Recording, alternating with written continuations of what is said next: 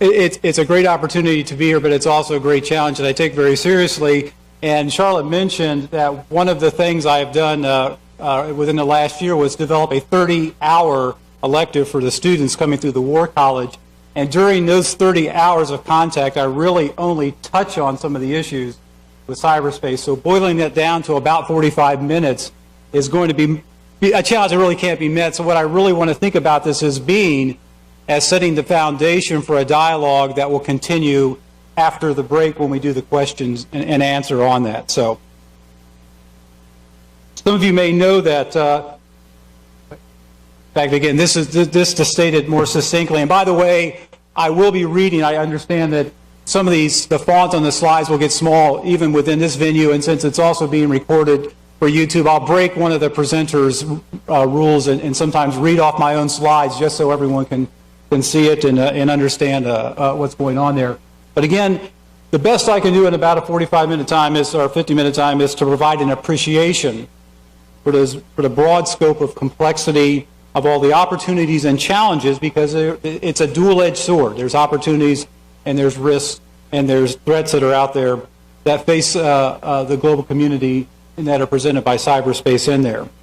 And I also have to say up front that the information that I will be presenting today is my own. It is not necessarily represent the views of the U.S. Army War College, the U.S. Army, or the Department of Defense. So that's my disclaimer there.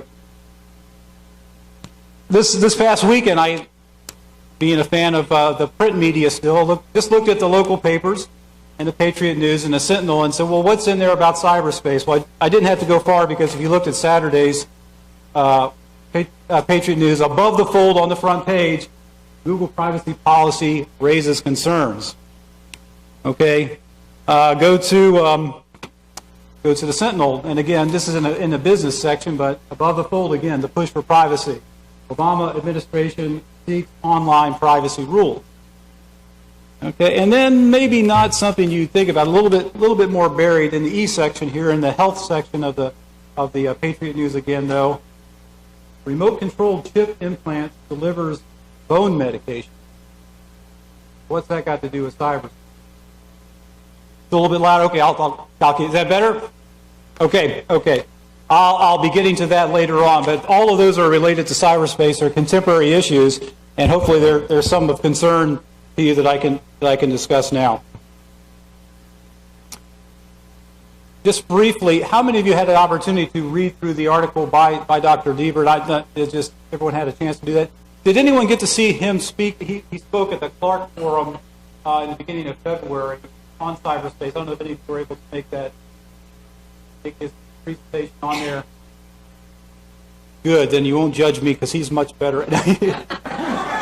Since he's the author of the article, Ron Diebert, by the way, Dr. Diebert has been here several times participating in workshops that have been sponsored by the U.S. Army War College.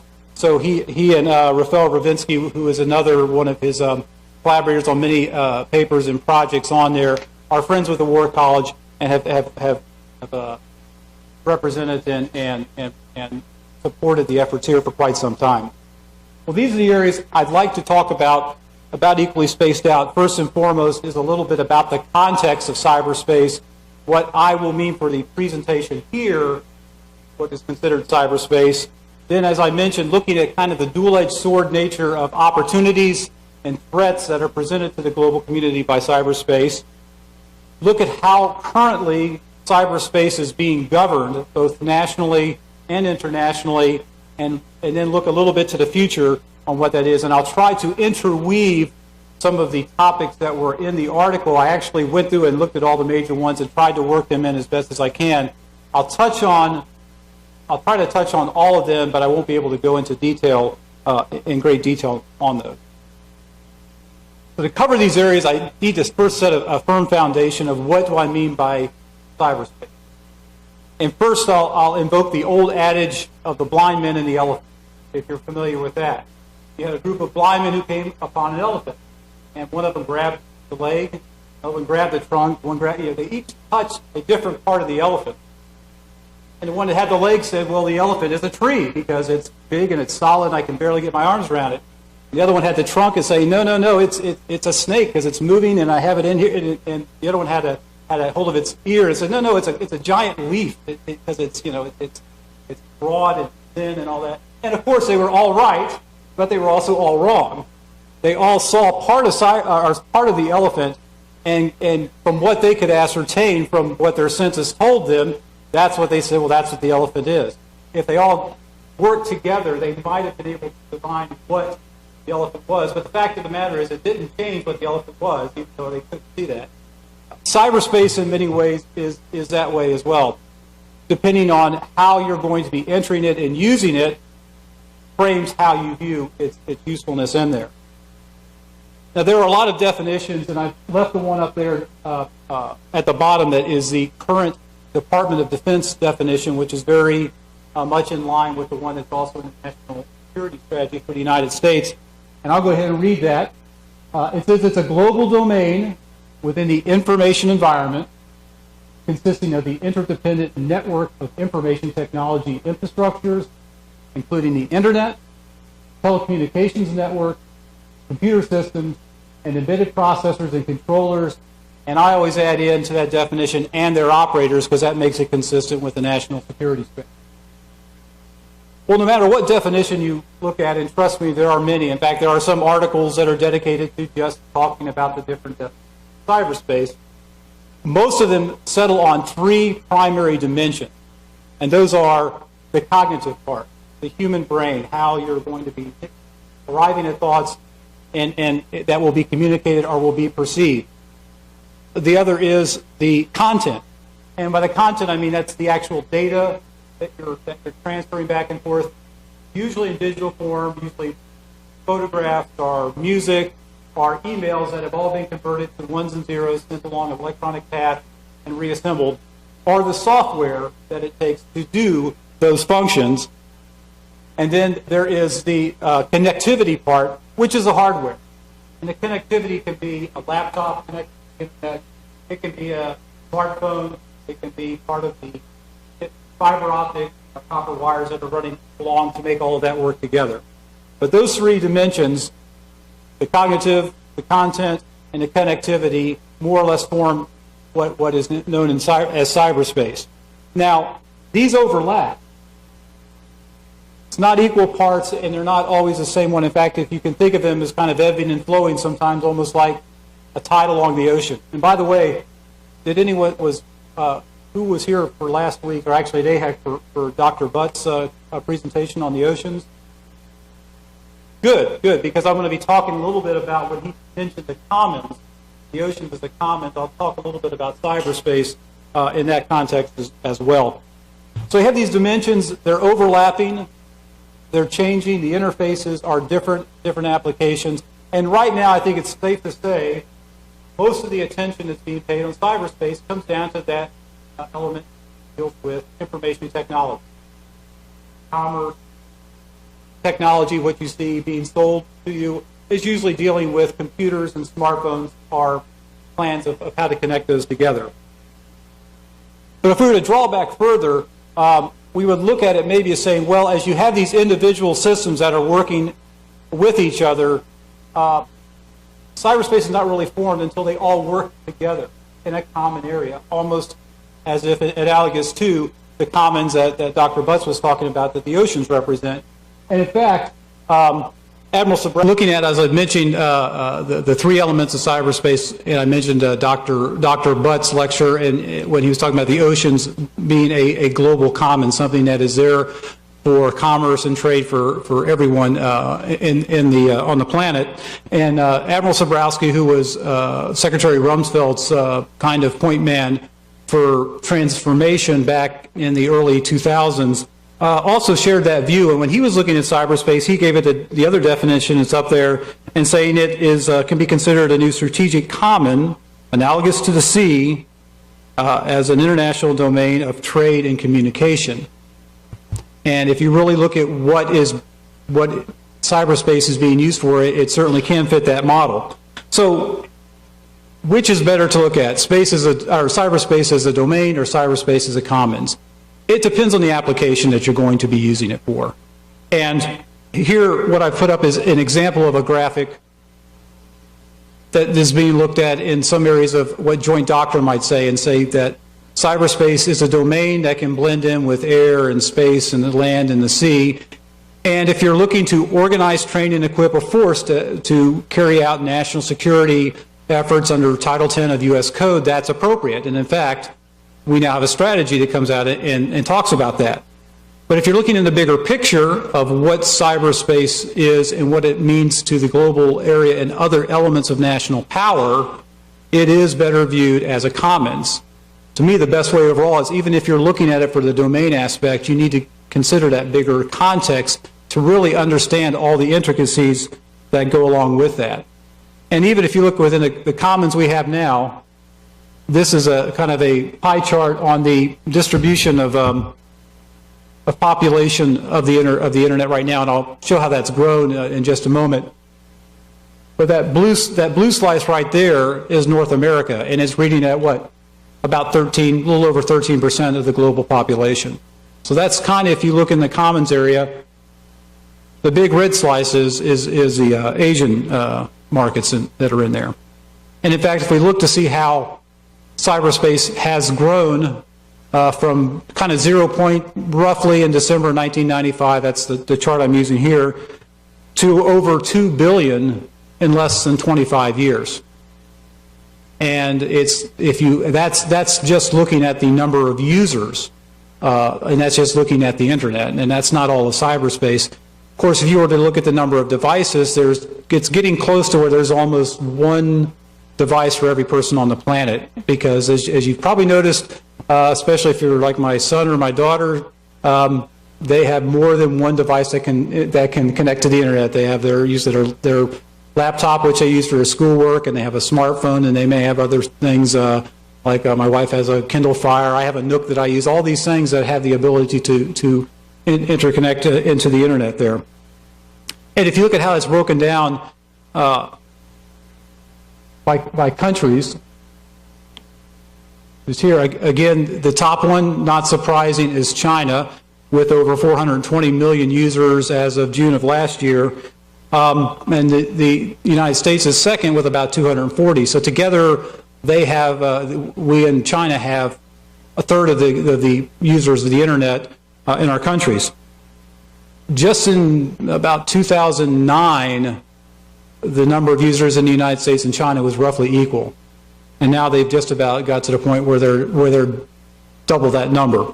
The other countries, just for your interest in the top 10 there, some may surprise you, some maybe not.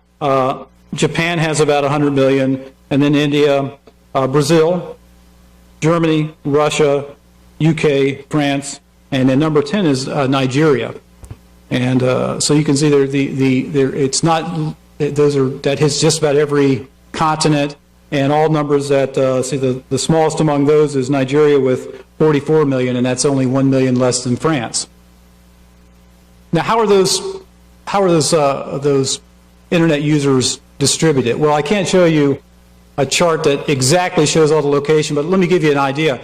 This chart you may have seen before. It's a picture that NASA put together. It's a composite picture from different satellite images and images from space, looking at the Earth at night.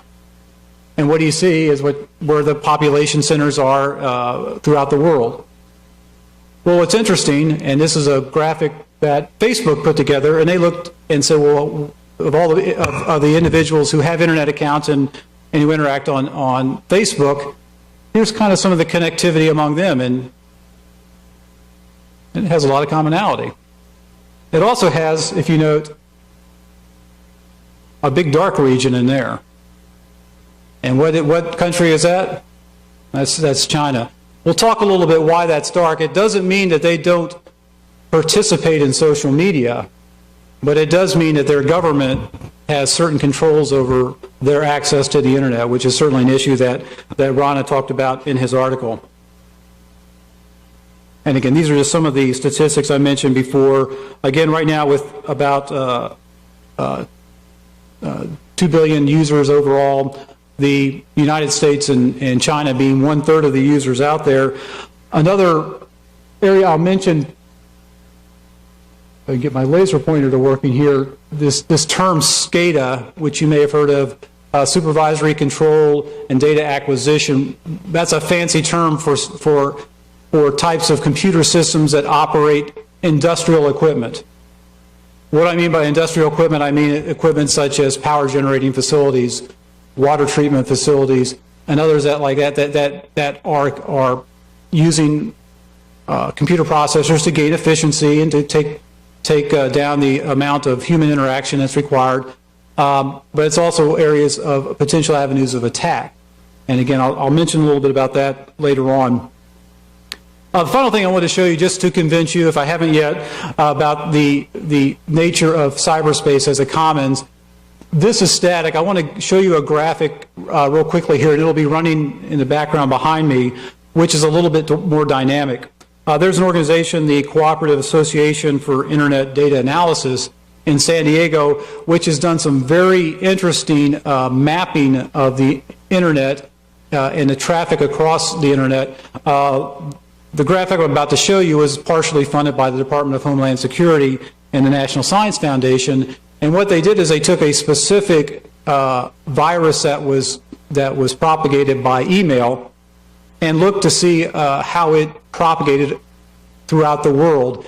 And what's interesting is what you're going to see is a 16-day snapshot, and you'll see the Earth's shadow. The Earth's shadow basically as it passes through. So you'll see day and night coming on the Earth as that. Just notice how the incidence of the email spread of the virus spreading coincide with the time of day and the location on different population centers.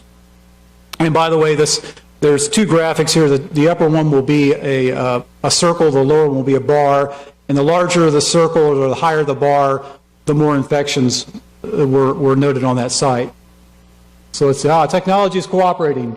So that shadow you see going across there, when it's light, that means it's day. When it's not, it's the evening. And if you remember that map that we just saw, both of the Earth at night, the Facebook items, and then there are similar population centers here again that are showing the virus as it's being spread. Now, as this continues, the point I'm making here is that there's something more to cyber. This would get more into that cognitive element of cyberspace, away from just the pure code and the pure connectivity. And in other words, the social nature, the way that users interact as they would in any other society, also impact the way information is spread in cyberspace. And what was interesting, you might say, well, how could you address, how did they determine this data? What was interesting about this one virus, and the reason that the center picked it, is because it was one of the things the virus did is when it successfully infected a computer, one of the first things it did is send a verification notice to a website. And they basically went to that website and looked at all the logins from that and counted how many times it had been infected in a given time.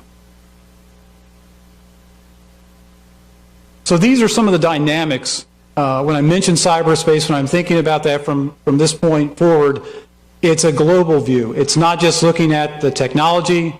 It's not just looking at defense elements. It's not just looking at information or the individual. It's all these areas across all elements of national power. And of course, that's going to present opportunities and threats. And again, I like to pick these as that kind of dual-edged sword, because sometimes the same thing that provides that opportunity is the exact same thing that also provides the threat in here. It's not unique to cyberspace, but again, I'll try to talk or walk you through some of the areas to illustrate that. Now, I apologize, this next slide is a bit of an eye chart. I don't expect you all to see all the areas on there, so I'm going to walk you through because I really just want to show some trends. As I mentioned before, going from a population of 0 to over 2 billion in 25 years in cyberspace, just from internet users, is very impressive. But what were some of the activities that facilitated that extraordinary growth? And what are the opportunities, and where are those growth trends going? Well, one of the ones you may have heard of is represented by this little graphic down here. And it's all you need to recognize is that there's an exponential curve going here, and it represents what's known as Moore's Law, which is the doubling of computational capability about every 18 months. And what you see there are some of the processors. I was over at the gym this morning having a little MP3 player, which I think I bought for $14, and the computational capability in that player was greater than what President Reagan was trying to put out at Falcon Air Force Base back in the 80s as part of the Star Wars. That's pretty amazing. In fact, I've been out to the facility there, and they actually designed the stairwell around the area where they were going to put the computer, because it was going to have to be immersed in liquid to keep it from bubbling up, and it was going to go at a blinding, 1 billion operations per second.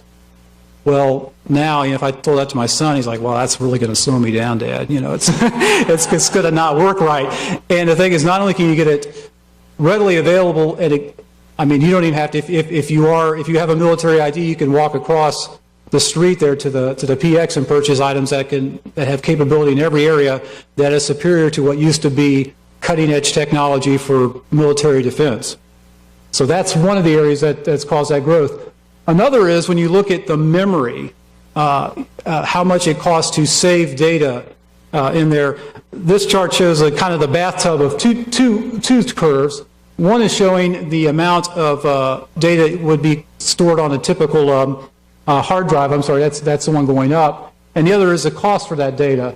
So back a little over 20 years ago, it would cost you over $500 to have a gigabyte of information on a hard drive. Well, now if you go to buy, it's getting more difficult to buy hard drives that are measured in gigabytes anymore. They've gone up to terabytes. And you're looking at now gigabytes going from about $500 each to now about 5 cents. So $500 to a nickel in about 20 or 30 years. And what that means, what does that give you the capability? The hard drives now going from that maybe 1 gigabyte up to 3-4 terabytes. When you're talking terabytes, you're talking somewhere in the neighborhood about 10 terabytes contains the entire Library of Congress. So now you can start going out to you might have to go to Staples or Office Max or something to get some of those drives, but it's not a special order item to get hard drives in there. Now, of course, getting those populated with the information is an entirely different story, but the capability there is available, readily available, and it's inexpensive. And going to my other trend chart here, all these upswings are just showing a commerce that is being used over mobile devices, electronic commerce, e-commerce. Just looking at mobile devices here, and the trends here should not surprise you. They're from companies such as eBay, PayPal, Target, and Amazon.com. But again, the opportunity for investors to put their capital up and hopefully get a good return on that is there. The final trend I'd like to show that offer opportunities for the global community is the way we connect with each other. And if you've been, there's many different types of social websites or just email or smartphones. And what this chart here is showing is that as you have more and more people that have that access, they can make more and more connections together. And that's Metcalfe's law. It's shows basically the number of nodes that if you know a person and then they know another person and they introduce you and you start doing that by 2 or 3 or 4, it grows exponentially. What's the interesting part is this other curve that's coming up here is what's called Dunbar's number. And what it says, and it's more based on sociology and psychology and neurology, it's saying, the human brain can only keep track of so many things at a given time. So even though you may have the capability to the technology may offer you the ability to have a Facebook with 1,000 friends on it, you probably can only keep regular contact and actually organize that using your brain at a limited number. And that yellow number in between is saying, well, there's an opportunity for certain types of filtering software to help you maybe keep track of that and filter out emails or social contacts or et cetera, help you with calendar functions on that. Overlaid of those trends, and again, the computational capability, the ability to store information, the ability to make money, and the ability to make contacts with people, you start seeing that the web, as you will, the internet, starts changing a little bit, and it goes from this first part of just saying we're going to connect information together. We're just going to send emails. We're just going to send ones and zeros or maybe a picture here and there, to being able to be kind of a social web, connecting people. And when you start getting the ability to pass information and connect people, you start connecting knowledge, because now you add, if you have the information there and you add the context of individuals who can access that, you start giving meaning to that information. It's not just data, it's not just numbers, it actually requires knowledge. When you start bringing all those together and start sorting some of that through, you have the opportunity to actually have a ubiquitous web, where they say, where you actually are starting to connect intelligence. Now, intelligence is a term when you're talking cyberspace. I'm not talking about Terminator and things coming back from the future, not into the science fiction realm. So, and I'm probably not going to talk too much about artificial intelligence, but there's, well, maybe one slide towards the end. We'll see. How many of you are Jeopardy fans? So you know who Watson is. I'll talk a little bit about Watson and some of the areas there.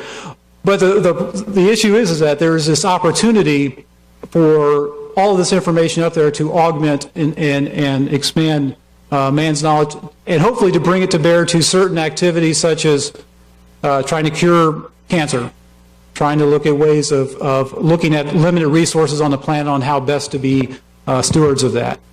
Of course, the other side of that is all of these areas that I've mentioned here that can be used for good can also be used by those who would have more selfish motives or nefarious motives as threats. And rather than step through this chart's a little bit easier to understand. This is just looking at some of the ways that threats have gone into, have been noticed in cyberspace over the years, and they're becoming more and more sophisticated. It used to be just guys would go in and say, I'm going to go into a site and try to guess what the password is, maybe just doing it by random numbers on there. Started getting into finding ways of breaking into banks, accounting systems, and maybe doing some items. Different ways of doing this. You've seen now maybe terms like spear phishing and spoofing, and some of the emails that have gone out there. Heard of things like Trojan horses and viruses and worms that can be passed with your through your emails, or just sometimes through connections to the internet. People that are out there trying to compromise your computer. What's interesting is the methods. If you were looking from a purely technical sense, they're getting very sophisticated by design, similar in a way that that MP3 player I was talking about, or your Nook or something, is very sophisticated compared to that Star Wars system that we were planning back in the 80s. But while they're becoming more technologically sophisticated, the knowledge to use them is not. And in fact, I borrowed this from another briefer. It kind of said it's almost, he used a firearms example, saying back, if you looked in the early days of firearms and at what a musketeer really was, someone who had a musket that was probably built by a gunsmith, was not one that was produced in mass quantity, not very accurate, not very reliable, took a lot of skill just to be able to load it and fire it and get it to the target. And if it broke, it was usually the person who owned it or someone he knew who would have to go in and repair it. To right now, cyber threats and the malware that is out there is almost like an AK-47. And you can turn on the news at just about any time during the day and see some part of crisis in the world where that's kind of the weapon of choice. Why? It's cheap, it's simple to use, you can slam it in, put it out there, and you don't have to have sophisticated weapons training to be able to cause damage. Along with that analogy, at the same time, it can cause a lot of damage that the user doesn't intend. So I'm not advocating that it's a good thing at all. What I'm pointing out is that the threat is now not only more sophisticated, but it's easier to get into the hands of people that want to do bad things. So that's a general background of the opportunities and the threats. What I'd like to do real quickly now, and this is some from Dr. Diebert's article and some others that you may have read about, just mention some of the examples of these opportunities and threats. And I'll give them in the areas, the traditional areas of national power, which is, you can see there, diplomatic, informational, military, and economic. So an opportunity, these are ones you're probably familiar with. For example, in the area of diplomacy, we've seen in the areas of Egypt, Tunisia, others, the opportunity for what's known as the Arab Spring, where social media has helped individual populations to perhaps come to more democratic reforms, to change their way that they're being governed in a positive way. We've also seen where some people have been able to go out and facilitate it by organizations like WikiLeaks to take national security issues and put them out for everyone to see on the web. Information, again, we talk about Facebook and other forms of social media that have allowed people to connect that have maybe never connected before, to allow different communities to come together to help issues. Maybe it's support groups for, again, people that are facing illnesses or that are spouses with their other spouse that's deployed worldwide, being able to help each other and out while they're gone. And the bad side of information may be something like we're experiencing in China, and that kind of black hole you saw on the Facebook graphic, where you have more authoritative control by some countries over how the information is passed or is allowed to be passed back and forth among the populace, and how much intrusion governments are allowed to look into people's individual private communications. From the military aspect, we can see some opportunities that are offered by the opportunity for collective defense, by sharing what knowledge about threats in there and helping each other out in terms of that. I'll give an example a little bit later about some cyber activities that went on in 2007 in the country of Estonia, which has driven a lot in the North Atlantic Treaty Organization, NATO's their policy on how they're looking at how they would respond to cyber attacks, how they would respond to cyber incidents, and how that's evolving.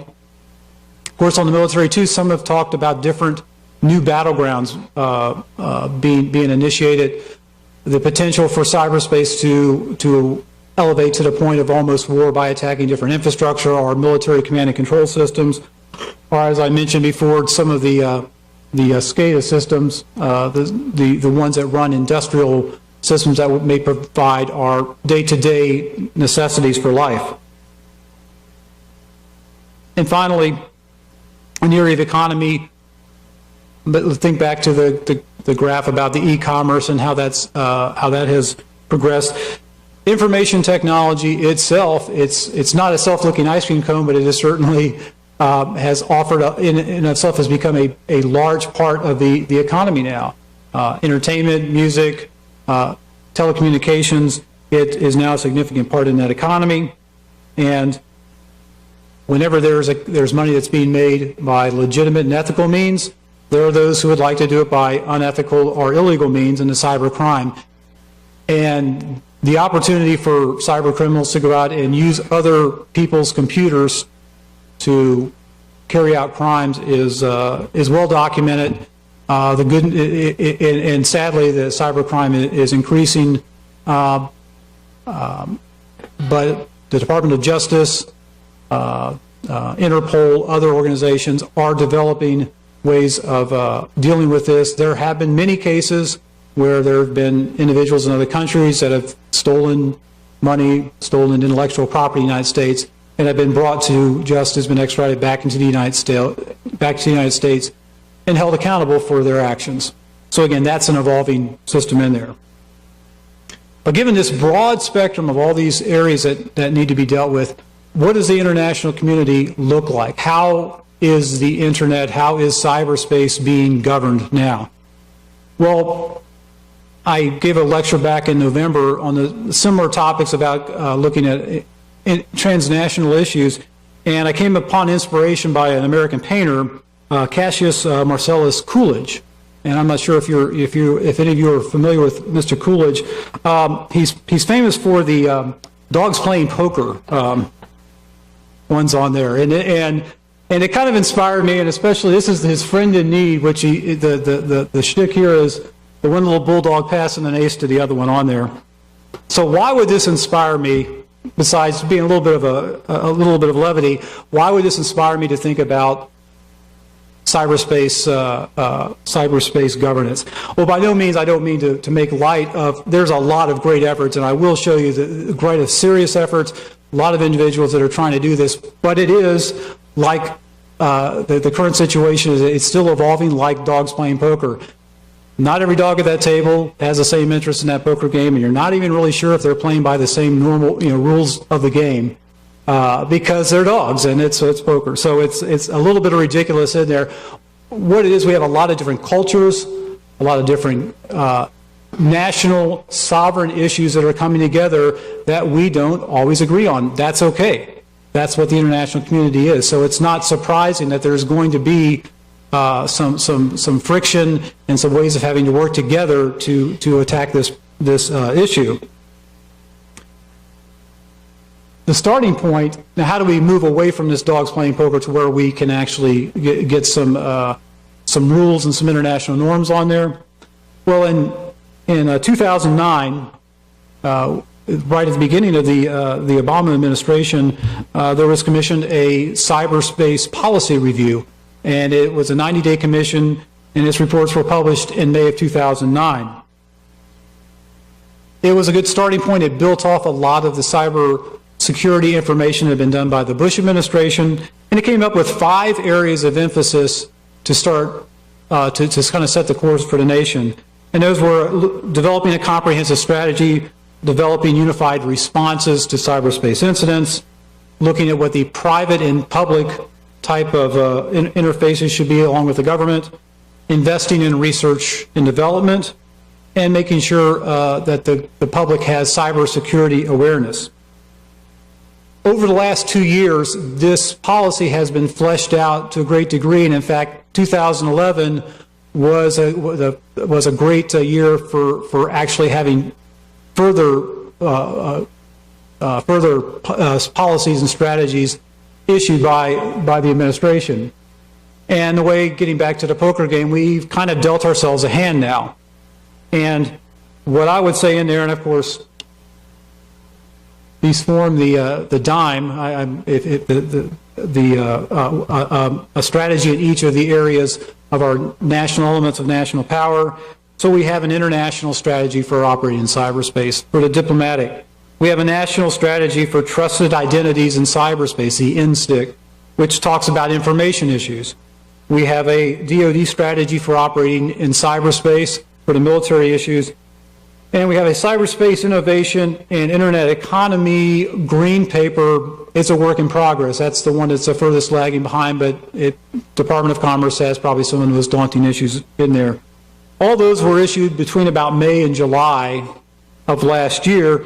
And at the same time, the kicker on there, the kicker card, I put an ace for Allied, was the NATO cyber defense policy that came out in June of 2011 following the NATO Lisbon summit the previous November, which revalidated a lot of the security issues that had been kind of considered Cold War issues with NATO, making sure they were still relevant, they were still contemporary, and that they were incorporating these new issues.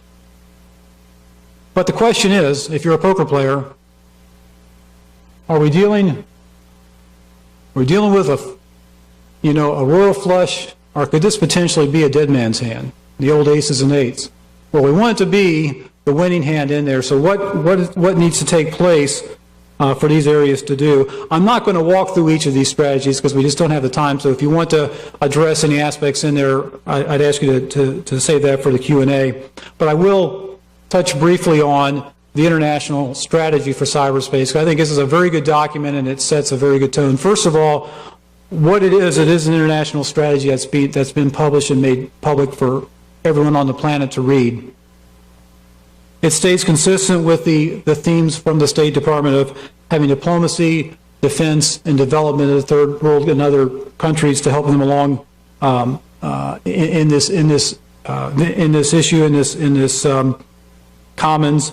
And it sets 7 policy priorities, and I'm going to read those because I may not be able to see them from where you are, but they're ones we've discussed: economy, protecting our networks, law enforcement, military, internet governance, international development, and internet freedom.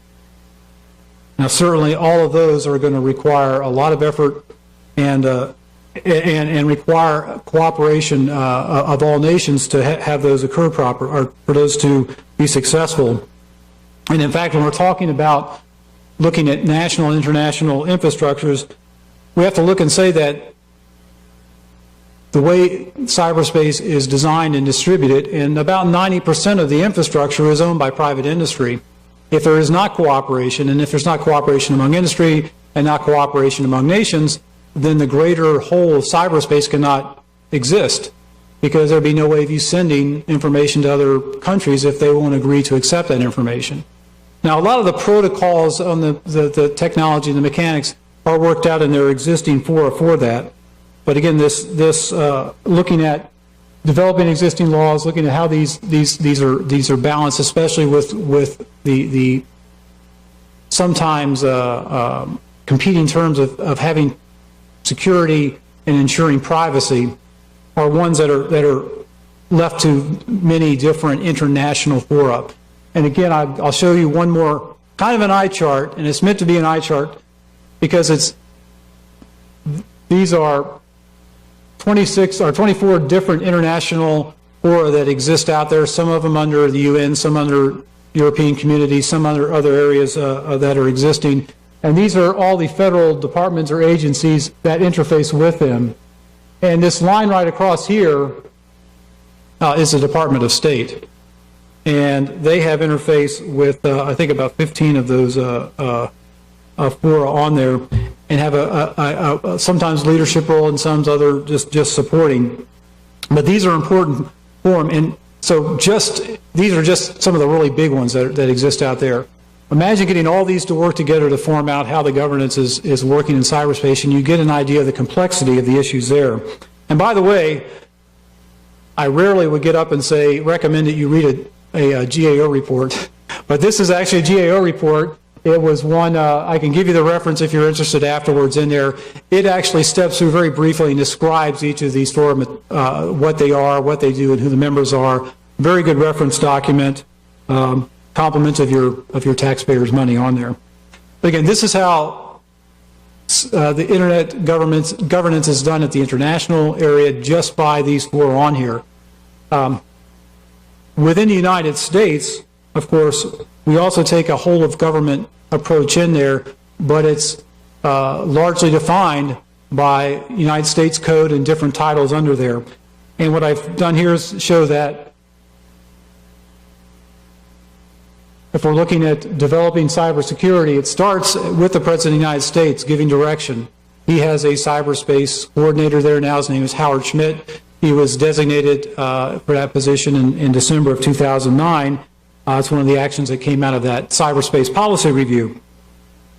And they're trying to coordinate some of the areas you may be familiar with: the Department of Defense, Title 10, some of the areas in the national intelligence dealing Title 50, the National Security Agency. All these have to work together, all required to have obligations and roles that are defined by law that are established by Congress. So again, this is not something that's going out there doing crazy things on there. It is methodical, and it is governed, and it's evolving as to what the responsibility should be. And again, I'll get back to some of those paper articles you read in the paper about different legislation going out, looking at how you need to balance that security and privacy within the internet. Well, despite the best efforts we can have internationally and nationally, there's still going to be the potential for conflict in cyberspace. This slide doesn't give you any solutions. It just asks some of the questions that are going to be that need to be addressed in the future. When does competition in cyberspace cross the line into aggression? It's a global market out there. We are competing for getting a market edge among companies in the United States, but also among countries. And sometimes with globalization, those may be two of the same things. But if one company breaks into another company's computer and steals its intellectual property right, is that going beyond competition? Well, certainly the European Union and some of the agreements that people have signed off on the cybercrime initiative in there would say, yes, it does. And there are some items in there. But what else? When does that now cross the line into aggression and into conflict? How should we respond to incidents of aggression in cyberspace? Well, we've got some guidelines on that. I'll get to that in just one more minute. And who defines the threshold about when we do a response? How can you keep the activities of cyberspace that we're doing so that they're not being aggressive or infringing upon the rights of other nations? And when does that aggression again move into even above conflict and actual armed conflict and start looking into potential warfare? I don't have time. I can come back to this slide during the Q&A. But if you have the two case studies that are probably the most familiar that are out there are Estonia in 2007 and Georgia in 2009. I'm sorry, 2008. Rather than going through the details, in a nutshell, the attacks on Estonia, which have never been fully attributed to anyone, but is largely thought to have been from Russia, were purely looking on at cyber attacks, probably due to the fact that they moved a World War II a Russian memorial out of a prominent position in there. Estonia is a very highly connected country, and it really kind of brought their economy and their government to the knees for a little bit of time. In Georgia, there were cyber attacks that coincided with ground force attacks coming into Georgia on there.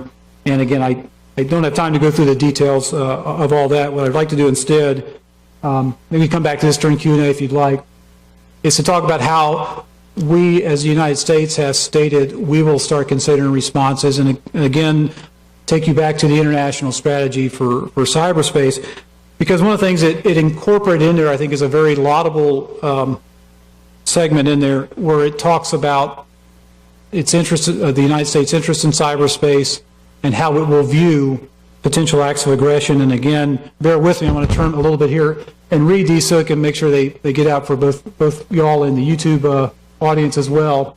But these are direct quotes from the document. The right of self-defense, consistent with the United Nations Charter, it states that we have an inherent right to self-defense that may be triggered by certain aggressive acts in cyberspace, and that when warranted, the United States will respond to hostile acts in cyberspace as we would to any other threat to our country. And we reserve the right to use all necessary means, diplomatic, informational, military, and economic, as appropriate and consistent with applicable international law in order to defend our nation, our allies, our partners, and our interests. In doing so, we will exhaust all options before military force whenever we can. So as any good deterrent statement is, it gives some specifics, but by design, it also has some vagueness and some ambiguity to allow flexibility of action in there. We don't want to go to a country and say, if you do this, that's it. We're drawing the line here, because their response is, well, if that's the line, I guess I can operate right up to it, right? We're never probably going to come up with a definition of aggression. We haven't really done that in the area of physical conflict, and that's why in the United Nations we have the articles 41 and 42 that go to the National Security Council and have ways of getting United Nations Security Council resolutions to bring together nations to address issues like this. Of course, when we're doing in cyberspace, the UN will certainly be a venue that's in there, but looking at the reality of politics in international affairs, we have to realize that in addition to us and France and the United Kingdom being on the permanent members of the UN Security Council, there's China and Russia, which are probably some of our competitors in a lot of areas, including commerce and in cyberspace as well. Competitors, not necessarily aggressors or anything like that, but we've seen in the past where that may go further.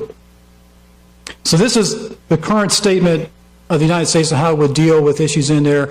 I can't overemphasize again, it also talks about saying we're going to try to look at this by all areas of national power, not just doing a knee-jerk reaction and saying send the military in. And in fact, in some cases that may not be appropriate, especially when we're dealing with the area of cybercrime. There are areas of doing that really falls in the Department of Justice as it should, and the state can help coordinate that among nations. Well, for the last minute or so here, I want to talk a little bit about the future. I told you I'd have Watson back up here again. For those of you who aren't Jeopardy fans, what you're looking at there is Alex Trebek with the two winningest Jeopardy champions, the all-time winner in the number of games and the all-time winner as far as money goes. And they were pitted against Watson, which is a creation of IBM. And this is kind of like, John Henry going up against the, the steam engine, right? And who won that one? It wasn't John Henry. That's how I got the song written. And just like here, Watson won the day very convincingly. Now, does that mean that we now have artificial intelligence that can go out there and take over the thing? No, you saw during the shows actually some interesting areas where Watson made mistakes a human never could do, but Watson also had access to information and the ability to access it so rapidly more than any human could as well. And what's really interesting is when you hear people talk about Watson, and especially the IBMers, just like I've been doing here, I'm guilty of it as well, you start talking about it, it's a person. It almost takes on a persona with that. But it is a machine, a very expensive and highly technical machine, and it took I don't know how many thousands and thousands of hours of programming and information in there. But it shows a little bit of glimpse into the future, because what is available there in Watson now took all that capability. But just as I mentioned to you before, if you look at how things have evolved in cyberspace, going back again to the 1980s, the Reagan administration, the Strategic Defense Initiative, and some of the battle management they were looking at there, and looking at these Cray computers that would need an entire stairwell and liquid cooling to operate, that now I can strap onto my arm and run along and have 2 gigabytes of music on there, and all that taking place in a little over 3 decades. You got to think, what is Watson going to look like? How is that going to be available? And when that kind of information gets out there, we're looking at an organization of cyberspace that may change as well. Connections may be different in there. One of the areas I've been trying to focus on, the work I've been doing and looking for others who are, and there's not a lot out there, is actually looking into the ontology of cyberspace. In other words, trying to look at what it actually is and how it's evolving, how the interconnections are, who's making them, and how they're changing. And part of it is, it's an evolving system, as you can see, just in its sheer size. It is evolved in the number of users, but it's also being created and expanding daily. Every time there's a new device developed, there's a little bit more cyberspace added. Every time you send an email or a text or call someone or send a picture of your family or an outing or something, you're adding to that entire cyberspace effort. There's no rule telling right now. There's different postulations, and in fact, we had a conference here back in December looking at several different future scenarios of how those realms or the dimensions of the cognitive, the connectivity, and the content are going to change and merge. But I would throw out again, this is pure conjecture. I would say that the realm of information technology and the ones dealing with the actual mechanical aspects are probably at their zenith right now, and I think it's going to be moving more towards how we're going to have a human interface, how man and machine are going to combine. We're very close. In fact, in some ways, we're already to the point where we're having machines that will come down and actually be implanted. Now, I'm not going to get way off into the science fiction realm, and there's plenty of others on there. Ray Kurzweil is an author, if you're interested in that I would recommend you look into some of the areas on that. I don't buy into any of the ones on there. But to me, it's inevitable. We've gotten devices that's smaller and smaller. They want to be accessible. And as I mentioned, I would get back to the one here now. Hopefully this makes sense a little bit more about the remote-controlled chip implants delivering your bone medication. Looking at things that will be implanted to you for monitoring the health of your body, having other areas that will be able to enhance the input and output of information. I'm not saying that's necessarily a good thing. It represents threats and opportunities, and the only way we're going to take advantage of the opportunities and mitigate the threats is to fully understand what we're dealing with. And therefore, I'll leave with a few questions that I think the senior leaders should be looking at all levels and in all areas of not just in national security, but in the areas of diplomacy, information, economics, etc.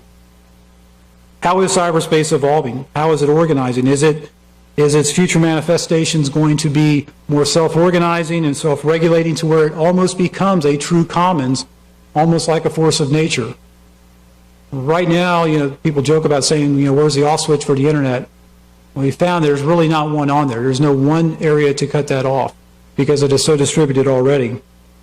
And what I would recommend, and again, I have other briefings I can talk to you at great length about, I think it would be very prudent of us as a nation to adopt a policy where, in addition to looking at the here and now threats in cyberspace that we're doing and the opportunities, also have a separately funded, separately dedicated effort that is just looking at examining the long-term impacts of cyberspace and trying to fundamentally understand what's going on with that.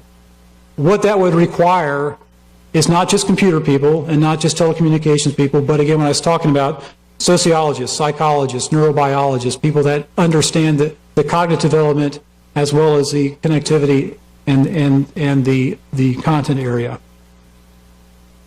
So hopefully, and I went a little bit over, but I apologize for the mic issues earlier.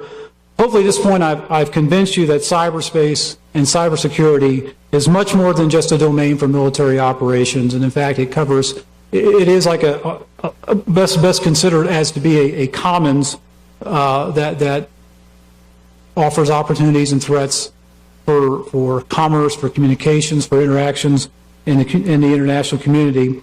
And that securing this cyberspace commons is going to require a commitment and a cooperation against all elements of national power, as well as cooperation and integration and commitment from other nations.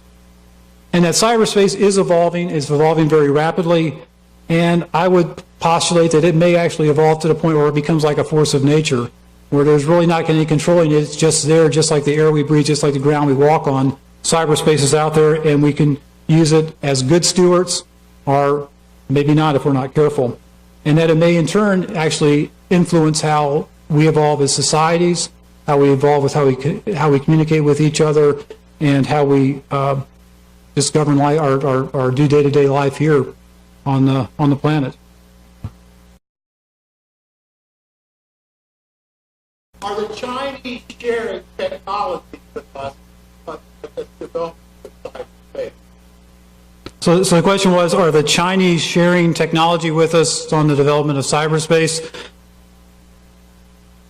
Well, you've mentioned, I mean, China had to come up. China, as you probably noticed in the papers, is probably the best way to the big boogeyman in cyberspace right now.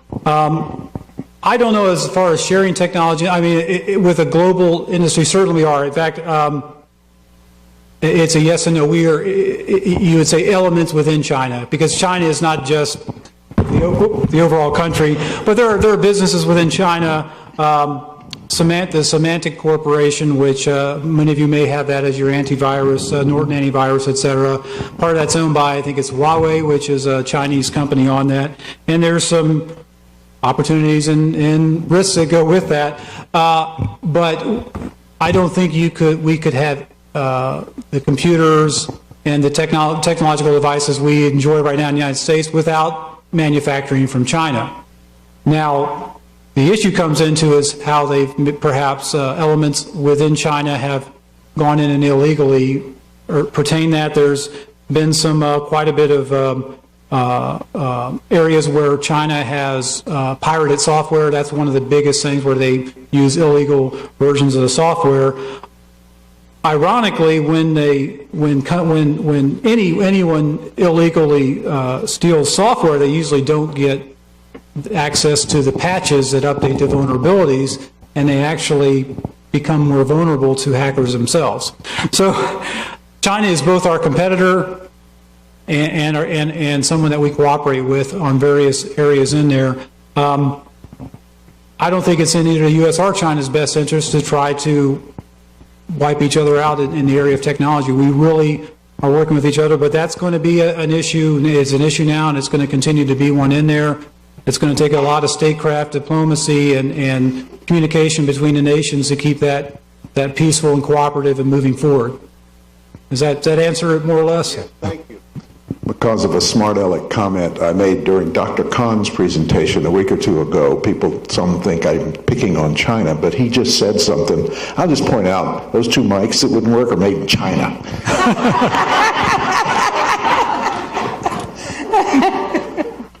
You're on. Okay. Jeff, in our household, I have my 19-year-old grandson who is studying new media design at Harrisburg University. And of course, one of my responsibilities when I worked at the War College was computer security.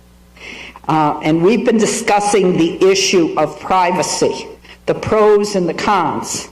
Now, I am on Facebook also, and the young people I put on Facebook when they go to the bathroom, you know. There's no such thing as privacy, personal privacy with the young people. They text back and forth, you know, all their things.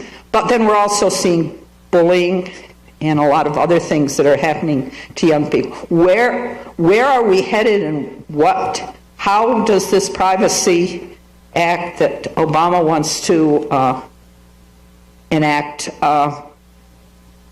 going to work? No, that's one of many, $64,000 questions that are floating around out there.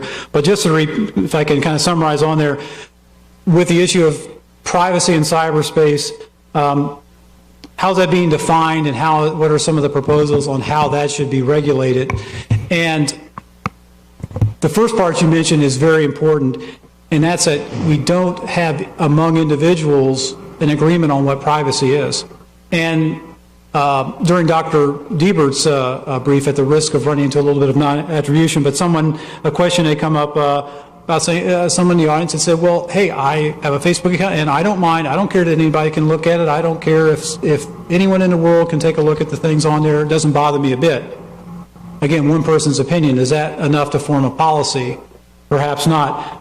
When you start getting into one of the steps that goes forward in privacy is looking at, well, what is private just to you? If you go to a party and you take pictures on there and you put it on whatever your social media site of choice is, and there's other people in there, do you need to get their permission, or should you get their permission to take that on there? I mean, if you want to share pictures of yourself in less than nice circumstances, that's your decision. But when you start bringing it, where does that privacy come in? And then, if there is a conflict in there, who should come in and adjudicate that? Should it be the government? I mean, ideally, in an ideal world, you're going to have people that will have parents and guardians, et cetera, that will help do that. I think we start bumping up against here, and this is when I talked about cyberspace ontology and understanding fundamentally what cyberspace is, one of the elements in there, and shame on me for not mentioning it because I think it's one of the most critical issues that we need to face in the future, is ethics and developing an ethical basis for cyberspace. Because we always know there's a big difference between saying what is legal and what is ethical.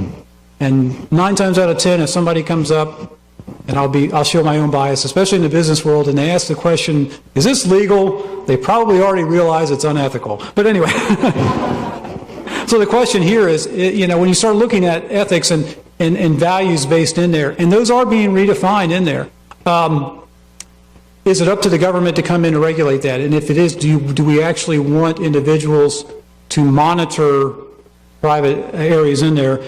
There was a case in Philadelphia you may have read about within the last year at a high school where they had some laptops that students used, and the administrators, these laptops had cameras on them, and they turned on the cameras while they were in the individual's home without their permission. The reason they gave, by at least the newspaper accounts, were, well, they were afraid they lost the computers, they wanted to see where they were. But you're already starting into this. I mean, they've been chastised. It's going to the courts. It's being adjudicated in there. But again, fundamentally, you're peeking into someone's private domain without their permission. There's no answer. There's no clear answers on this, but certainly it gets into the area too when you start working into what is what is now public. I guess is the flip side of that. What is a public environment? And if you walk in parts of Carlisle, you probably, if you've read in the local paper there again, they put in a lot of new traffic cameras, et cetera, lately. The public domain is being kind of redefined for us. If it's something that's out there and it's public, it's a camera, it can be capturing you. And can that be used just for traffic items? What is the regulations? What are the limitations that the government can use to do that data? When we're talking to cyberspace, and trust me, when you're at the point where you're going to start losing sleep, because I can sleep now, but some of these will start. Now when you start looking at all these different cameras, and you have the ability now, when I talked about the Watson machines, et cetera, like that, to pull all these together, which I think is the issue right now with that, about the Google privacy issues and about some of the things they're looking at there. You now have a company which allows you to sign on and read an agreement, but they're saying, well, we're going to collect all this data on you and we're going to combine it with other things to basically try to market stuff with you and all that, and we're going to retain some of this data, but it's getting to a global scale where they're going to actually be creating knowledge and intelligence that you may not realize that it can be exploited that way, because again, getting to that kind of the Dunbar curve, our human knowledge can only think about things in certain terms, and so that what becomes a public area is different. I'll tell you quite honestly, the kind of things that scare me, and so I don't run into any copyright infringements or whatever, but certain entertainment devices that you can buy for playing games in your home, that, no, I'll say it's the Xbox Connects, because that's in there.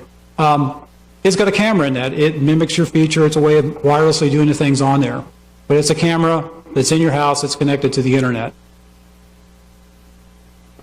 And again, this is an axiom that I go by. I look at any, and if you want to read my theory article, I'll give it to you, but I call it reciprocity of connectivity, and it's a fancy word for basically saying once you enter a portal into cyberspace to access information, when you've opened that door to look in, you've also opened that door for anyone else to look at you. So if you've got a smartphone and you've got a camera on that, I pretty well look at that anyone on the planet that has access to the internet can look at me through that camera. And as with all axioms and theorems, you just have to prove it false to make it inaccurate. And the capability is there. Now, that's not saying that anybody can do it. It takes a lot of technical sophistication and probably the willingness to do illegal, to break the law to make that happen. So I'm not saying that's it. And it's sort of like, how do you secure your home? You can walk away, you can put lights on, you can put deadbolts and all that, but if somebody wants to pick up a cinder block and throw it through your front window, they're probably going to get in. They're going to make a big mess, and they're probably going to get caught. So it's a similar way that way. It can't be 100% secure. But as you're approaching some of these issues, I think a fundamental thing is we're going to really look at privacy in public in a vastly different way in the next several years as this issue is coming up. So very long-winded answer to that, but maybe changing the parameters, how we think about that. Certainly right now, I don't see the ethics. I don't see people growing to that part of it being in there. They're jumping right into legal versus illegal versus what fundamentally is the right thing to do. And what's the right thing to do for the individual, and what's the right thing to do for the community.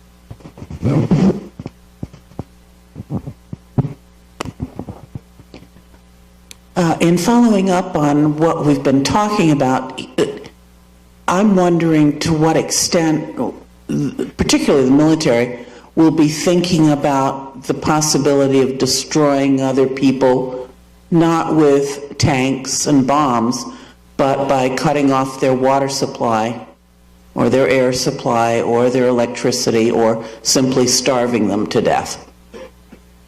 How far along that path might we be going, and what are the pros and cons of managing or attacking other sovereign countries with a cyber approach? Okay, so I think the question is, where are we in the military means of using cyberspace to create physical effects that actually destroy.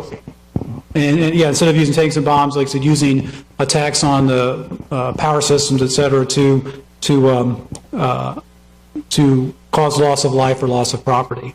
Well, that's a great debate, of course, in there. And I guess first and foremost is, I think, you know, in any military professional, the last thing you want to do is go and be forced to the point where you have to destroy life or property. You want to, that should be the very last option, whether it's with a tank, whether it's with a ship or a plane or cyber. That's the option we really don't want to go to. Unfortunately, throughout human history, we found that there's certain cases where you're going to have to, that's a way of doing that.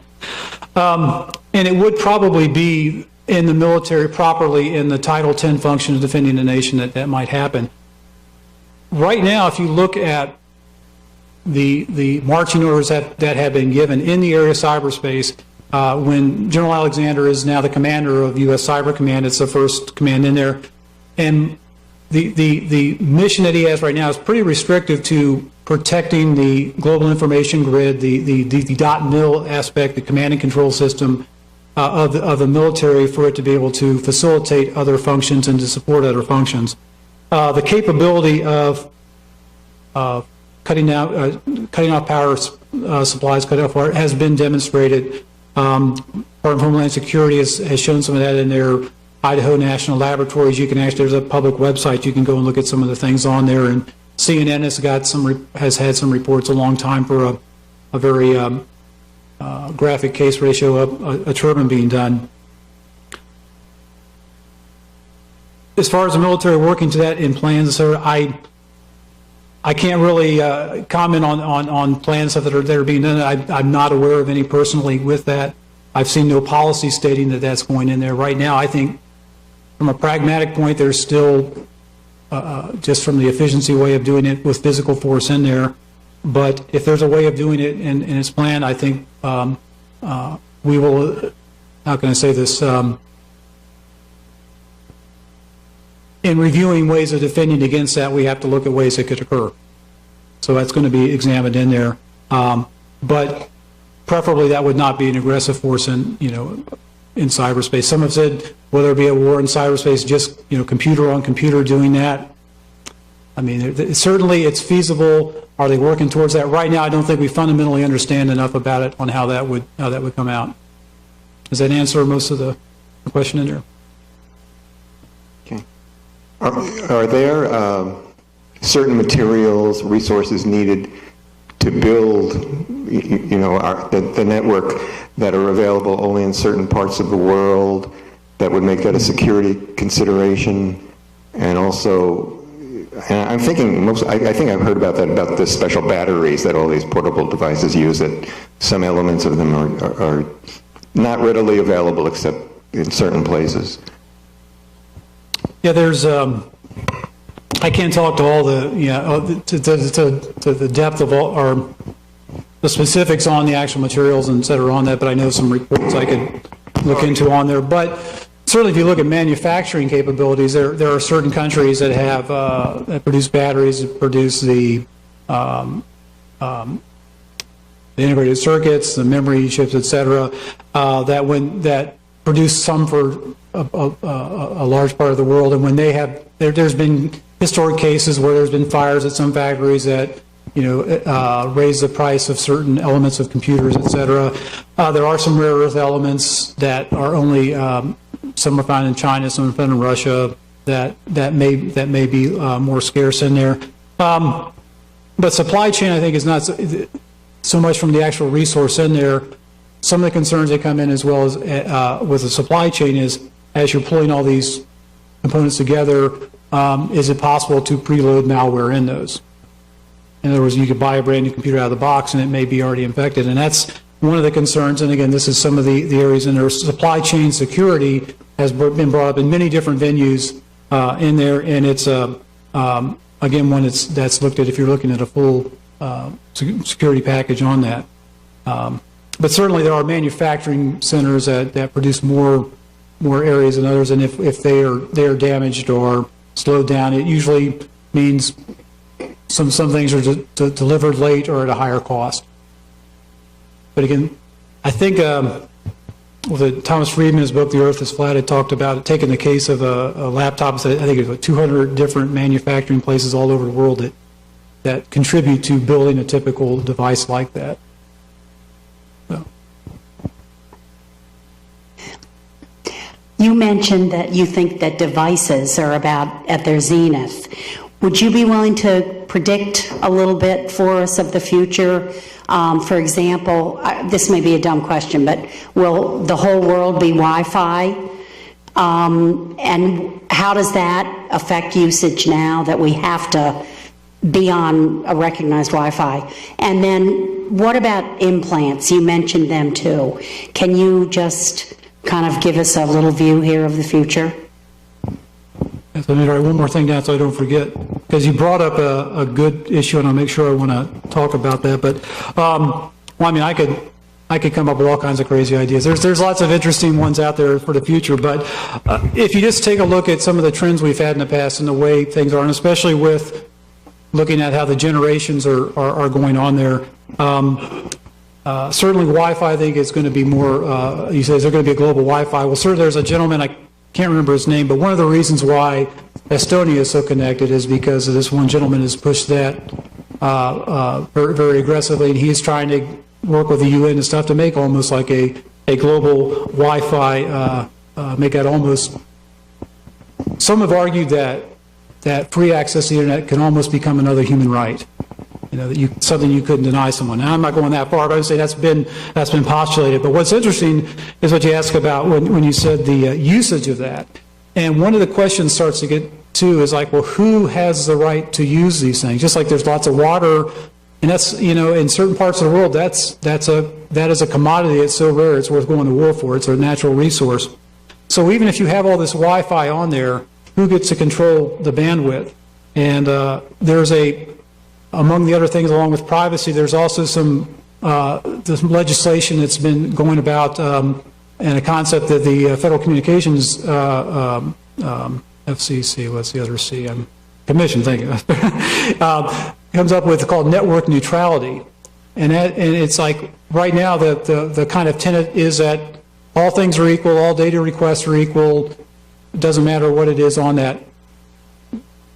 But when you start getting to the point where you even locally have more requests than you have bandwidth to be able to accommodate it all, how do you start allocating, prioritizing? Is it first come, first serve? And let me share with you one brief vignette that occurred when Steve Jobs, the late Steve Jobs, when he introduced, it was one of the iPhone 2, I think it was.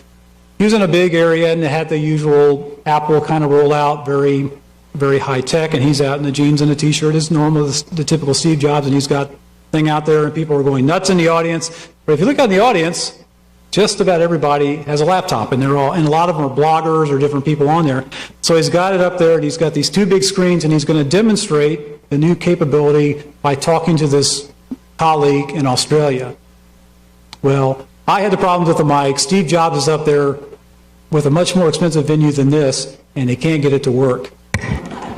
And it's not like a 2-minute, it takes about 20 minutes. He goes off stage, he talks to his tech guys, they come back on, he goes off again. The reason I know, I wrote a blog about this because it was a beautiful real world illustration of the concept. And he finally came back out and he said, look, here's the deal, guys. My tech guys are telling me that I can't connect to him because you all have your laptops on and you're blogging and stuff, and it's basically if electrons were water, the pipe ain't big enough, or so turn off your faucets. And he had to come and say, okay, come on, turn off your computers.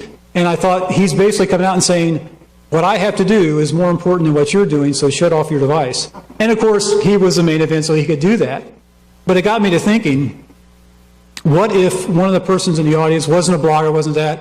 Say he was a doctor, say he was a cardiac doctor, and say he was on call for someone to, for a heart to be available for a heart transplant or something, and he needs to get an immediate notification, or there's someone in an emergency room that needs his expertise like this. Well, what do we do here? In the real world, if you translate it to physical transportation, you give ambulances and police cars sirens and allow them to violate the normal laws of that, and all other traffic is supposed to get out of the way. Should that be a thing in net neutrality? And how do you start prioritizing that in there? So even if you have that ubiquitous Wi-Fi, will we ever have enough capability to satisfy all the needs? Probably not. So who comes first on that? So that's may not be the one that you're talking about, but that's a very important issue that among the many unanswered issues with cyberspace.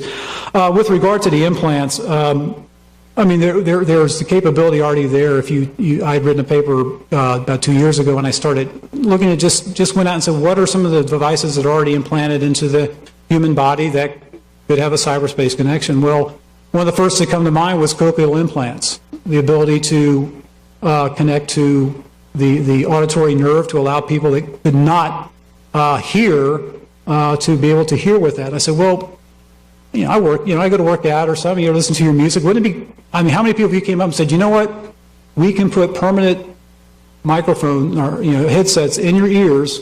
You won't know that they're not that. There's actually research that can be done. They could be powered by your own body's electromagnetic, or your electric field of your body. It wouldn't need batteries. It wouldn't need anything like that. You could just put it there and you could have your music on somebody else. And then it's like, well, why have somebody carry on the music? Why don't you just put that on there? There's implants that can go into your fingertips to take blood pressure, that can measure different blood levels and stuff for diabetes, et cetera. So they're already out there. That one that I showed you here, they're looking at ways of implanting devices for doing medicine, et cetera. Another thing they're looking at doing is ways of transmitting music and sharing different data requests. We just had the Grammys. Okay, so Adele is a big singer. You've heard, she came out with the armload of Grammys from that. So suddenly, it's not surprising you'll see requests on different ways of buying music and stuff to maybe have an increase in that. But if they're going to the same source, instead of 10 people going and saying, I want that music and download it, they started coming up with a way of saying, well, if this person requests that, and 25 milliseconds later, another person that's a mile away from them requests that, and say the servicing thing is 10 miles away, requests that, well, why can't they just piggyback off the download that they got? Instead of downloading it from the source there, they'll download it from that other. And this is a file share serving methodology that they're using right now that speeds things up and cuts down on the amount of stuff that's being done. Well, if you start bringing that to fruition, you don't have telepathy, but you have probably the closest you're going to get to that if you start interconnecting devices that may be implanted with people. And talk about EJ's question about privacy. It creates a whole different area in there. And there's two ways of looking at that. I kind of put it into, for the classic literature, there's the 1984, the Orwell world where the government can use that to, look on everybody, or there's the Brave New World, the Huxley world, which is where it's used to, not necessarily another good thing, but to enhance buying and selling of commodities and to go after more hedonistic pleasures on that. Neither one is admirable, but they're both possible by some of the things on there. You can see now, I say, ethicists, philosophers, and sociology, I think, need to be brought in to the concept of investigating cyberspace, not just the pure technologist on that. So.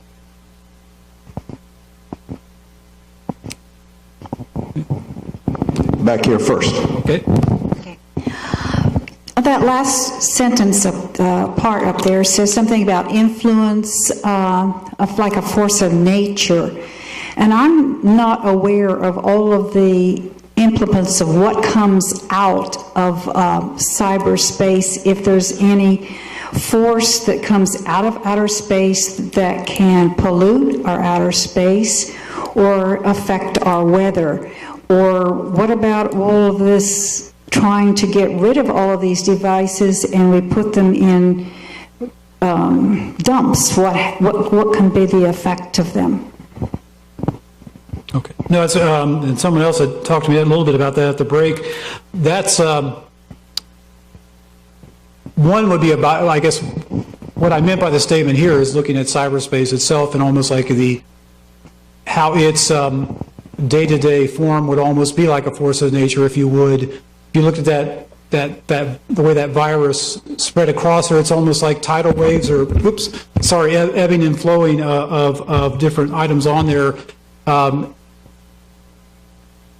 There's not a simple answer, but it would be more like a force of nature than just a mechanical program running, because so many different things are going to be integrated. It's going to become very complex, and kind of like the weather, you can kind of get an idea on gross weather trends, but when is the weatherman ever right consistently? It's just like, I think cyberspace is going to get to that point where you're not going to be able to define, you're not going to be able to relate it on there and not know what's actually available at any given point, because there's so many different requests being made and information being given out that it's shifting almost instantaneously. In fact, faster than instantaneously, but that's a whole nother concept on that.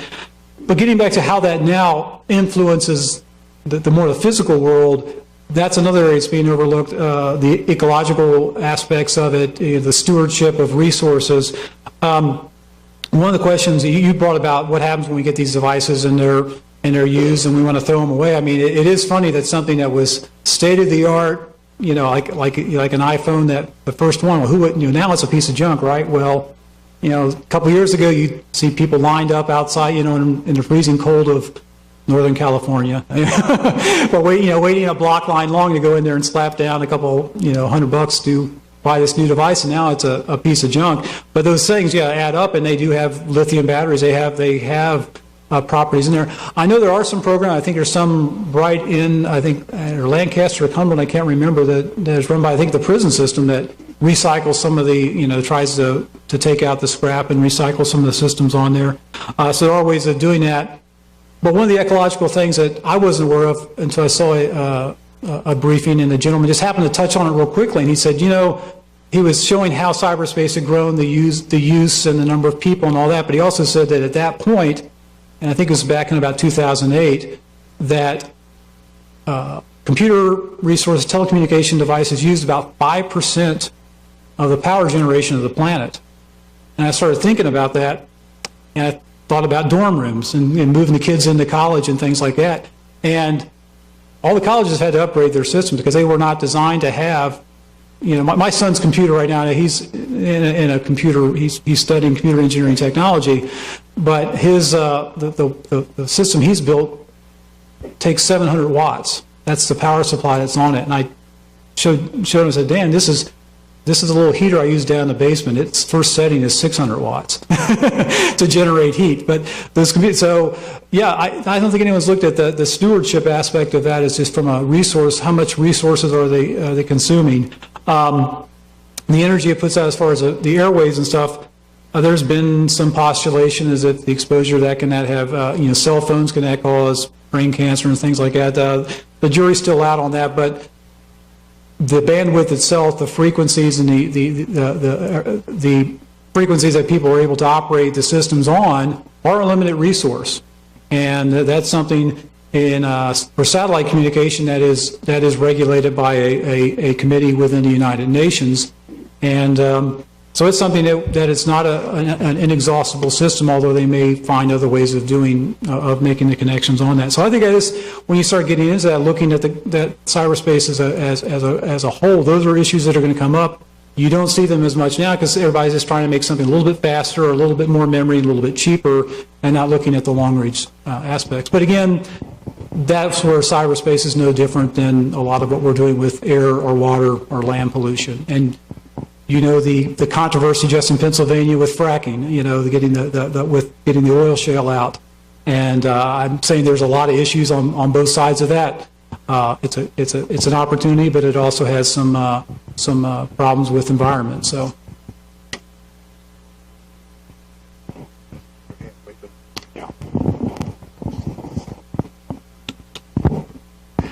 I'd like to follow up on your question, your answer to the question on the policy of conducting offensive cyber warfare. Does that mean that, if I got you right, the DoD is not developing, doesn't have a mandate to develop an offensive cyber warfare capability? And two related things to that. Are we not conducting offensive cyber warfare in the war on terrorism? which is sort of a semi-declared war. And has anyone within DOD argued for or against coming up with a Manhattan Project or for cyber warfare? It seems to me, to give you my bias, that this is an area where we should have an offensive capability, and we shouldn't wait to the last minute to develop it, even though we are developing it to some degree, doing defensive things. Okay, well, let's see if I can not dodge your question, but also not get myself in trouble. So let's see. Of course, any aspects of dealing with the development I can't comment on in this forum. But if you were to look into, certainly the computer network attack is a definition that's in joint doctrine. General Alexander has talked about that in there. And you mentioned about the Manhattan Project type approach to. That's been proposed for other areas of cyberspace by many venues in the greater metropolitan DC area on that, bringing together a lot of the best and the brightest to do that. So there's nothing veiled about the areas of operation right now in cyberspace, and collectively they come under what's called CNO, computer network operations, or the computer network exploitation, which is going out and gathering information. Espionage, and espionage again is not illegal, and all there are legal ways of doing espionage if it's agreed, are looking into other countries. We do that cooperatively with certain things like Open Sky and some of the treaty things that come under the Defense Threat Reduction Agency. There's computer network defense, C&D, and that's probably the one you hear the most about, and that's ways of trying to keep the bad guys out and trying to keep that technology and sharing that with industry. And some of the way that the military has shared that with the Department of Homeland Security, and you can read about this on the White House website, is a thing called the Einstein system, which is an intrusion detection system that helps to identify and stop people coming into the .gov things and do exercises such as Cyberstorm, and I think they just finished up the third one last September. The Department of Homeland Security has conducted a series. I don't know where they are in the planning stage for the next one, but it's activity called Cyberstorm. They invite not just other departments, other agencies, but they also include private industry, academic, and international organizations as well, and they come up with scenarios and work together as how they would do that on there. Right. And there is CNA, computer network attack, which is again recognized in at least in joint doctrine, and General Alexander has talked about that capability does exist. For speculation, I mean, I can't really talk more about it beyond that. If you want to look, one person's opinion was Richard Clark, who was a former security advisor for I believe it was Clinton and Bush in some cases, but he has a book that just came out about a year and a half ago where he talks about some of the more speculations on computer network attack issues on that. To be honest, I don't really, I have not looked into that much aspect, and the stuff was stuff we couldn't talk about publicly in there. You can look back on some of the General Alexander and some of his congressional testimony, just talk in limited areas about that. That would be a mission that if the president decided to do that, it would probably come to General Alexander to implement through the U.S. Cyber Command.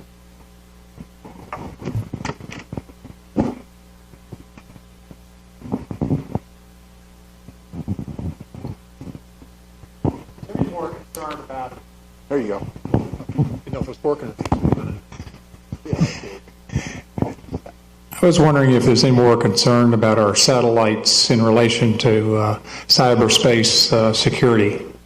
We have a lot of satellites up there, and we have a lot of friends now are putting up satellites, although our space program is not real viable at this point. But is there a connectivity between our ground instruments, so to speak, and then the satellites themselves? Yes, there is, and you heard in my bio, one of the things I did do for, when I was active duty, I had a squadron out of Vandenberg Air Force Base, and we trained the satellite command and control operators that carried out operations at what is National Reaver Air Force Base in Colorado Springs. And a lot of the satellites just don't operate on their own. They have to be monitored. There's a lot of commands that are sent up to them on a regular basis to make sure they're healthy, make sure they're doing the right mission, they are in the right aspect and attitude they need to be for given operations. And the way they do that is, through radio signals that go up from different ground stations on that, and they are sent programs to operate data, so it is already in a cyber there. So the vulnerability is there, the possibility is there, and there's a lot of different ways of looking at doing that. Sometimes just anywhere from the more brute force of you're trying to jam it or something, or going in. I think what you're talking about is more actually going in and trying to send up bad data to it or something that way. I'd refer you back in October, November of last year. There's an annual report that goes to Congress. The U.S.-China Security and Economic Commission reports annually around the late October, early November timeframe, and their report this last year talked about that very issue and about some alleged situations where China may have been looking at developing capabilities or testing capabilities to do that. There have been cases in the past when I talked about the UN regulating some of the aspects of communication satellites. They actually assigned through the ITU, the International Telecommunications Union, I believe. I know that the letters, but not the name for certain off the top of my head. But they actually assign all the slots that are around the geosynchronous belt, that belt where satellites, once they're out there, they stay in the same position relative, to a place above the Earth. Very valuable commodity for communication satellites because they can see 1/3 of the Earth, and if you're trying to bounce signals back and forth. And there was a case back in the 80s or 90s where a country had jammed another on that, and these are documented. Something, again, I could give you very readily. I've used in my space lesson development material. But the one that's been most recent, and it was in some other areas reported, is also in some public documents presented to Congress that do address that. So it is feasible, and there is some allegations that may be indeed occurring. Policy raises concerns. Okay, go to the Sentinel, and again, this is in the business section, but above the fold again, the push for privacy. Obama administration seeks online privacy rules. Okay, and then maybe not something you think about, a little bit more buried in the E section here, in the health section of the Patriot News again, though. Remote controlled chip implants delivers bone medication. What's that got to do with cyber? It's a little bit louder. Okay, I'll is that better? Okay.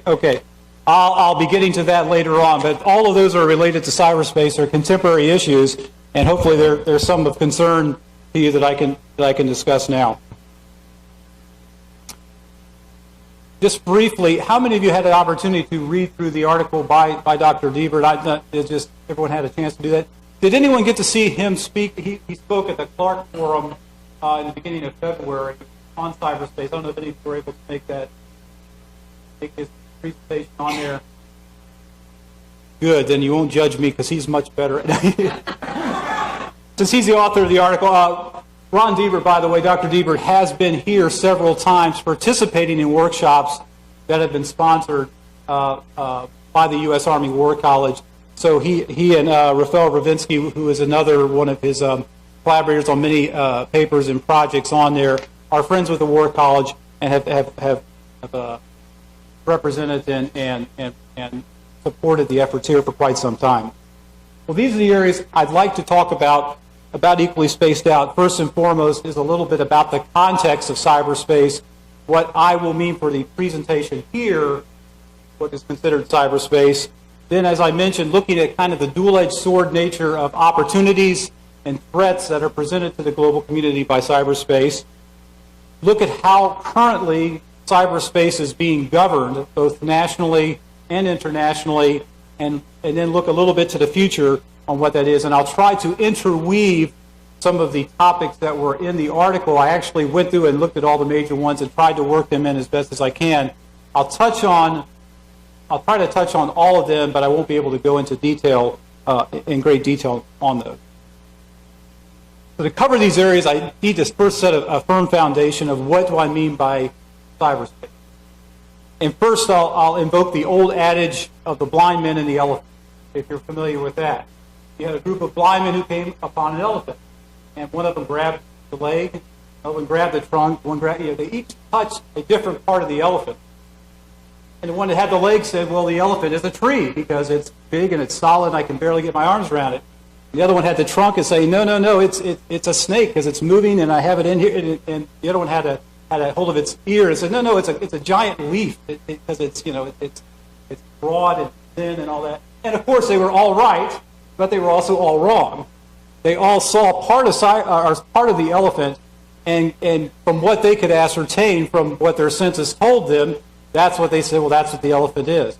If they all worked together, they might have been able to define what the elephant was, but the fact of the matter is it didn't change what the elephant was, even though they couldn't see that. Cyberspace in many ways is that way as well. Depending on how you're going to be entering it and using it, frames how you view its usefulness in there. Now, there are a lot of definitions, and I've left the one up there at the bottom that is the current Department of Defense definition, which is very much in line with the one that's also in the National Security Strategy for the United States. And I'll go ahead and read that. It says it's a global domain within the information environment consisting of the interdependent network of information technology infrastructures, including the Internet, telecommunications network, computer systems, and embedded processors and controllers. And I always add into that definition and their operators because that makes it consistent with the national security strategy. Well, no matter what definition you look at, and trust me, there are many. In fact, there are some articles that are dedicated to just talking about the different definitions of cyberspace. Most of them settle on three primary dimensions, and those are the cognitive part, the human brain, how you're going to be arriving at thoughts and that will be communicated or will be perceived. The other is the content. And by the content, I mean that's the actual data that you're transferring back and forth, usually in digital form, usually photographs or music or emails that have all been converted to ones and zeros sent along an electronic path and reassembled, or the software that it takes to do those functions. And then there is the connectivity part, which is the hardware. And the connectivity can be a laptop connected to the internet, it can be a smartphone, it can be part of the fiber optic or copper wires that are running along to make all of that work together. But those three dimensions, the cognitive, the content, and the connectivity, more or less form what is known as cyberspace. Now, these overlap. It's not equal parts, and they're not always the same one. In fact, if you can think of them as kind of ebbing and flowing sometimes, almost like a tide along the ocean. And by the way, did anyone who was here for last week, or actually they had for Dr. Butt's presentation on the oceans? Good, because I'm going to be talking a little bit about when he mentioned the commons, the oceans as the commons. I'll talk a little bit about cyberspace in that context as well. So you have these dimensions, they're overlapping, they're changing, the interfaces are different applications, and right now I think it's safe to say most of the attention that's being paid on cyberspace comes down to that element that deals with information technology, commerce.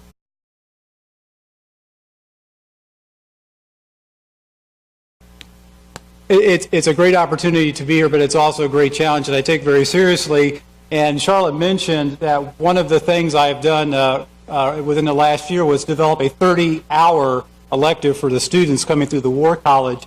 And during those 30 hours of contact, I really only touch on some of the issues with cyberspace. So boiling that down to about 45 minutes is going to be a challenge that really can't be met. So what I really want to think about this as being as setting the foundation for a dialogue that will continue after the break when we do the questions and answer on that. So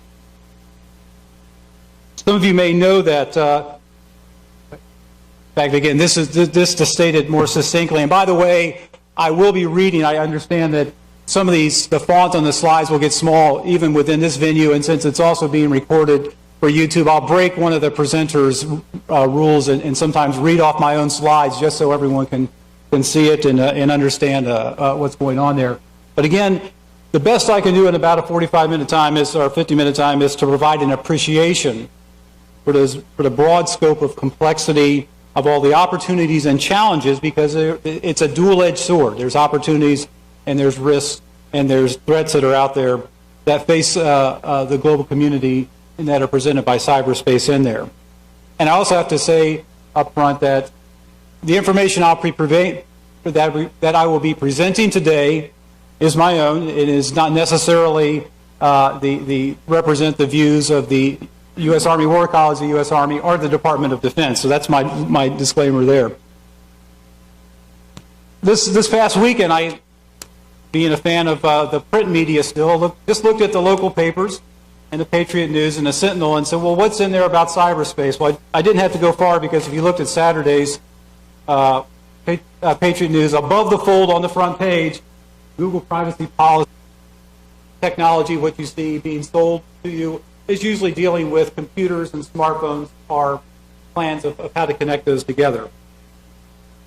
But if we were to draw back further, we would look at it maybe as saying, well, as you have these individual systems that are working with each other, cyberspace is not really formed until they all work together in a common area, almost as if analogous to the commons that Dr. Butts was talking about that the oceans represent. And in fact, Admiral Sabrowski, looking at, as I mentioned, the three elements of cyberspace, and I mentioned Dr. Butts' lecture, and when he was talking about the oceans being a global common, something that is there for commerce and trade for everyone on the planet. And Admiral Sabrowski, who was Secretary Rumsfeld's kind of point man for transformation back in the early 2000s, also shared that view. And when he was looking at cyberspace, he gave it the other definition. It's up there, and saying it is can be considered a new strategic common, analogous to the sea, as an international domain of trade and communication. And if you really look at what cyberspace is being used for, it certainly can fit that model. So, which is better to look at? Cyberspace as a domain, or cyberspace as a commons? It depends on the application that you're going to be using it for. And here, what I've put up is an example of a graphic that is being looked at in some areas of what joint doctrine might say, and say that cyberspace is a domain that can blend in with air and space and the land and the sea. And if you're looking to organize, train, and equip a force to carry out national security efforts under Title 10 of U.S. Code, that's appropriate. And in fact, we now have a strategy that comes out and talks about that. But if you're looking in the bigger picture of what cyberspace is and what it means to the global area and other elements of national power, it is better viewed